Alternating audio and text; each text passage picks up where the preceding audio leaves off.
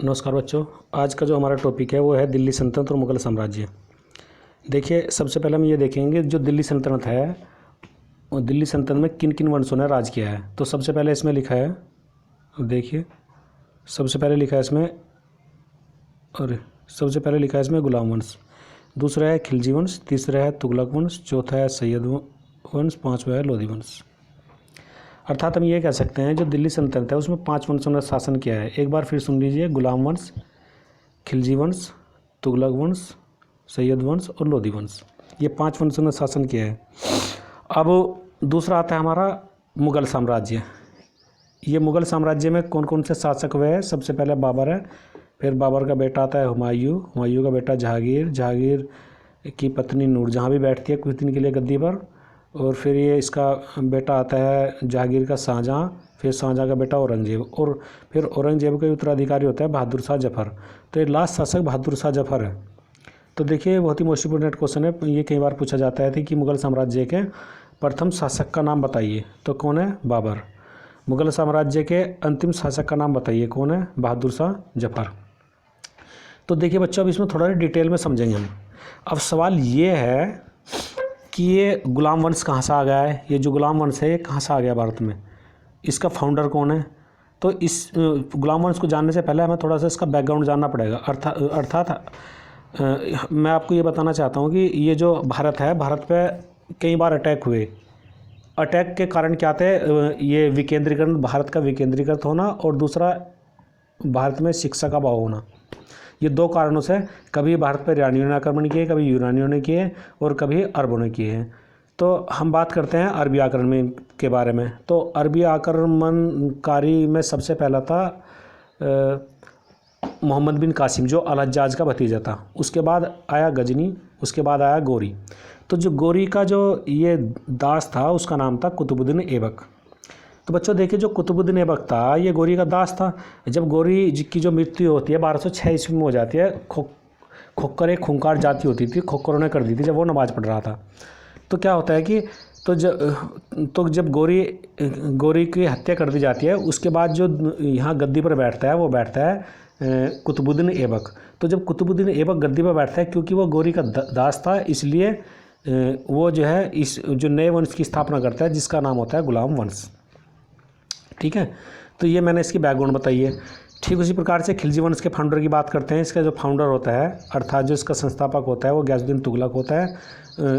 जलालुद्दीन खिलजी होता है और तुगलक वंश का गयासुद्दीन तुगलक होता है। और ठीक उसी प्रकार से जो ये सैयद वंश होता है, लोधी वंश होता है। अब लोधी वंश के बारे में देखेंगे। अब ये लोधी वंश जो होता है, लोधी वंश का जो फाउंडर होता है वो बहलोल लोधी होता है। और लोधी वंश की खास बात ये है, ये जो बहलोल लोधी था, अब ये क्या था? ये अफ़गानी मुसलमान था। अर्थात बच्चों, एक बहुत ही इंपॉर्टेंट पॉइंट बताना जा रहा हूँ मैं। अब ये देखिए, यहाँ आपने देखा होगा जो दिल्ली सल्तनत है और जो मुग़ल साम्राज्य है, अब ये क्वेश्चन बहुत इंपॉर्टेंट है। तो इन दोनों में देख रहे होंगे आप, ये दोनों जो है यहाँ मुसलमान लोग राज कर रहे हैं। तो अब ये देखिए, ये दोनों मिडल हिस्ट्री में आते हैं, दिल्ली सल्तनत भी, मुग़ल साम्राज्य भी। अब ये दोनों में मुसलमान राज कर रहे हैं, तो हमने इसको 2 भागों में क्यों तोड़ा भाई? सवाल ये है, इसको मुग़ल साम्राज्य क्यों कहते हैं, इसको दिल्ली सल्तनत क्यों कहते हैं? ये बहुत ही मोस्ट इंपोर्टेंट क्वेश्चन है। तो देखिए, इसका एक लॉजिक मैं आपको बता रहा हूँ कि ये जो आपने देखा होगा, जितने भी गुलाम वंश हुए, खिलजी वंश, तुगलक, सैयद, लोधी, जितने भी ये वंश है, सब में मुस्लिम लोगों ने राज किया भारत पर। परंतु एक खास बात ये है कि ये मुस्लिम जो लोग थे, तुर्क के रहने वाले थे, ये तुर्की मुसलमान हैं। किंतु जो ये मुग़ल साम्राज्य के जो मुसलमान हैं, ये कहाँ के रहने वाले हैं? अफ़गानिस्तान के रहने वाले हैं। तो इसमें ये बहुत ही मतलब ख़ास अंतर है दोनों में। तो इसलिए हम इसको 2 भागों में डिवाइड करके पढ़ते हैं। तो अब कहने का मेरा तात्पर्य है कि यहाँ जो जब लोधी वंश आया, तो लोधी वंश का जो संस्थापक था वो बहलोल लोधी था, जो कि फर्स्ट अफ़गानी मुसलमान था दिल्ली सल्तनत की गद्दी पर बैठने वाला। जबकि ऊपर जितने भी वंश हैं वहाँ सब तुर्क के मुसलमान थे। तो ये क्या करता है कि अफ़गानियों का पक्ष लेना शुरू कर देता है। और जो इसका बेटा होता है बहलोल लोधी, वो भी ऐसे ही करता है। फिर उसका बेटा होता है सिकंदर लोधी, वो थोड़ा चेंज कर देता है। वो एक राजस्व सिद्धांत निकालता है जिसमें वो